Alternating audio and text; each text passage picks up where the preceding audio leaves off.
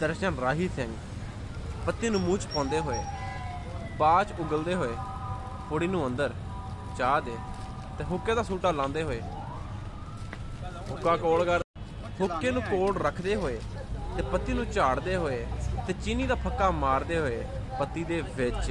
ਹਾਏ ਹਾਏ ਕੀ ਬਾਤ ਹੈ। ਉਹ ਜਾਂਦੀ ਹੈ ਚੀਨੀ।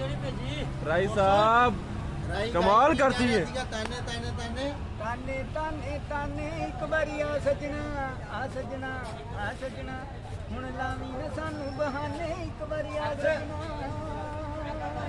ਜੀਓ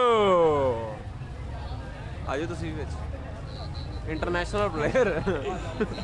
ਚਾਚੂ ਰਾਈ ਦੀ ਤਾਰੀਫ ਕਰੇਗਾ ਇਹਦੀ।